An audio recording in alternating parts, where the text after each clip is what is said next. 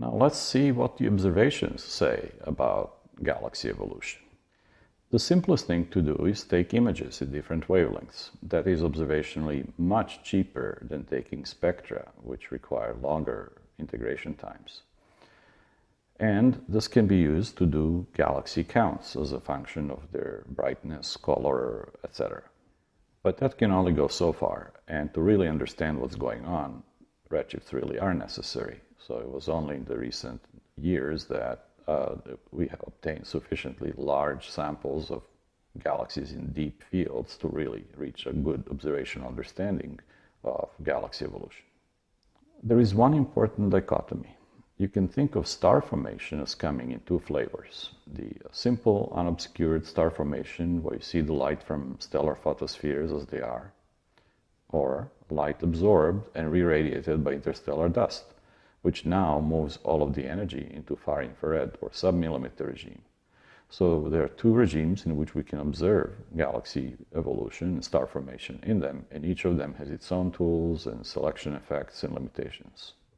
You may recall when we first mentioned source counts as a potential cosmological test that the evolutionary effects really mess things up. And they always work in the sense of making counts higher than they would be in the absence of the evolution. If the galaxies are evolving in brightness, say due to the fading of stellar populations, they were more luminous in the past, and therefore they would be at a higher magnitude level, but there will be many more of them. Thus, they'll be moving to the left and producing a less declining curve. Likewise, if galaxies are assembled from smaller pieces, there were more smaller pieces in the past, and exactly the same observational effect appears. To disentangle these, we need redshift surveys. Still here, the deep galaxy counts from one of the Hubble deep fields, and these days we can do this at about 29th magnitude or thereabouts, which is really spectacular. And by extrapolation over the entire sky, there are maybe a couple hundred billion galaxies within the observable universe. You may also recall that evolution is expected to appear stronger in bluer wavelengths and less so in redder, and that's indeed exactly what's seen here. Now, this is now infrared galaxy counts, and they show relatively minor discrepancy compared to the much stronger ones that are observable in the bluer parts of the spectrum. But as galaxies evolve, as their stellar populations evolve, their colors evolve too, generally going from bluer to redder. However, that's also complicated by the redshift. The whole spectral energy distribution is moving from bluer filters to the redder filters. So at any given time, you can look at color space and see what galaxies will do in there. Now, you can make use of their complex trajectories and use those to evaluate redshifts from colors alone. Those are so-called photometric redshifts. You can think of those as a really low-resolution spectroscopy. And they seem to work remarkably well. Typically, you need at least 4 or 5 different filters. And here are examples of some of the measurements. Those are the dots with error bars, with models of stellar populations drawn through them. This actually looks too good. And there could be many different models that can fit the same set of photometric measurements, but that can be also evaluated statistically. So here is a typical plot. Usually there is a really excellent agreement between spectroscopic redshifts done as a control and predicted photometric redshifts.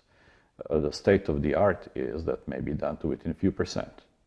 However, there are always outliers, galaxies for which a gross error is made, and that's usually due to something like presence of an active nucleus or some other peculiar happening like that.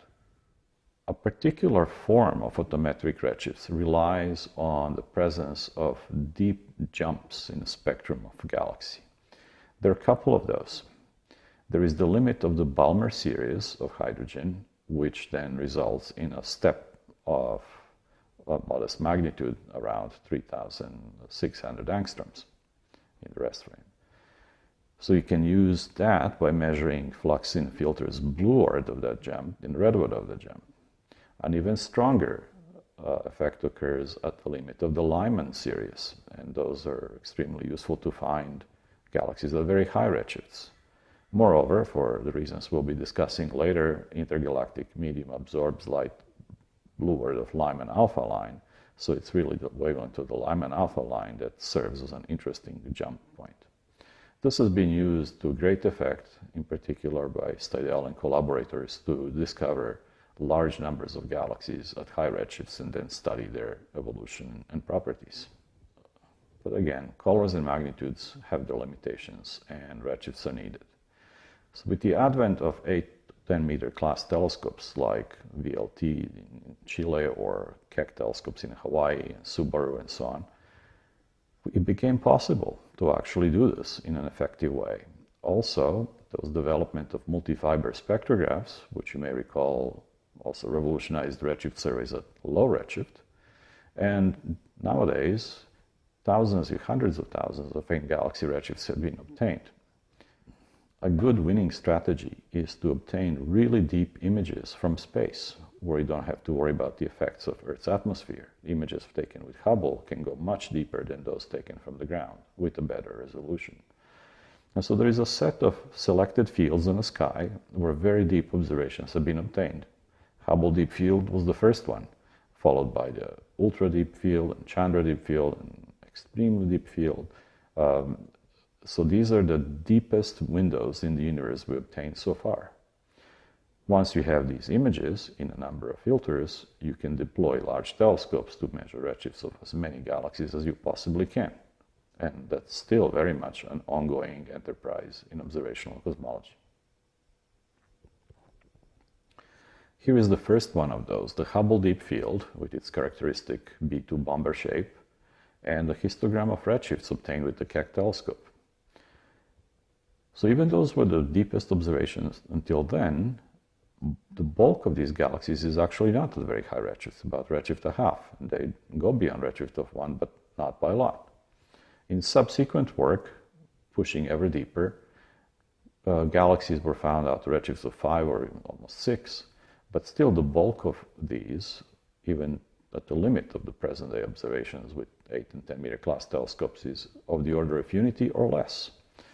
So we do not actually probe evolution of galaxies very deep through direct measurements.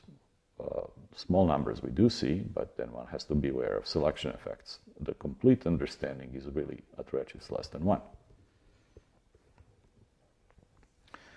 This was done now by numerous groups, both in North and South, and tens of thousands of faint galaxy redshifts have been obtained. The results are usually in a really good mutual agreement. This one is from a pencil beam survey in so-called Goods field, which is where Hubble Deep Field was, plus other observations surrounding it. And so here are a couple interesting diagrams. On the left, you see the redshift histogram, and it's very spiky. It's not spiky because it's noisy. It's spiky because of the large-scale structure, that the line of sight intersects filaments or even clusters and then voids, and that's what produces the observed distribution. On the right, you see absolute magnitude in the rest frame of galaxies plotted versus redshift. And you see there is a sharp cutoff that corresponds to magnitude limit. People who do these surveys decide that they can only go down to some magnitude level, let's say 24th magnitude. And that maps into different absolute magnitudes at different redshifts.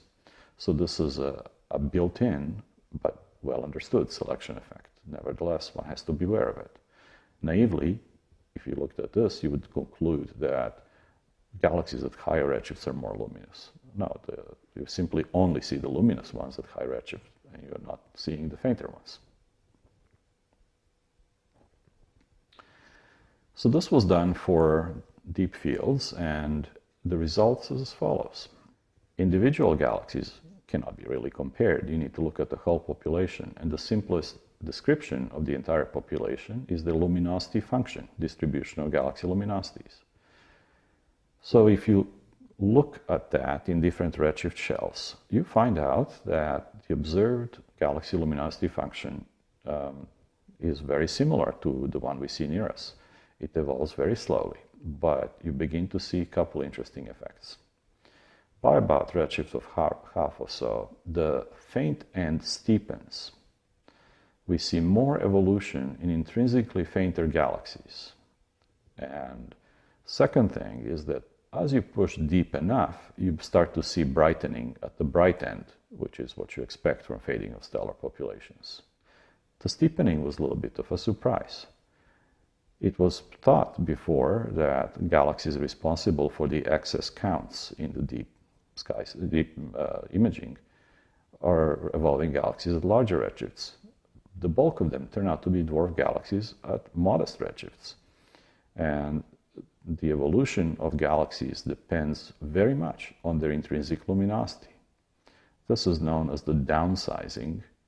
And at face value, it's exactly opposite what you expect from hierarchical structure formation, where you slowly build up large galaxies. So you expect the larger galaxies to be evolving fastest. But it's exactly the opposite. Moreover, the evolution of the luminosity function depends on the galaxy morphology. And if you can split them in morphological types, say early and late type spirals and ellipticals, you find out that the later type galaxies, those further to the right on Hubble sequence, star-forming disks and irregulars, have the strongest evolution. Galaxies, the earlier part of the Hubble sequence, pretty much done their evolving by about redshift of 1. They do evolve since then, but bulk of the change occurs in the faint population and also the late Hubble types. It is only when we reach redshifts of the order of 2 and beyond that we start to see clear effects of strong evolution of stellar populations at the very bright end. So the generic conclusion these days is that most of the Hubble sequence was pretty much in place by about redshift of 1. And things have been evolving at a relatively modest pace since then. We'll see some other approaches to this a little later. Next, we will talk more about some of the observed results, as well as the evolution in clusters as opposed to field, which is what we just talked about now.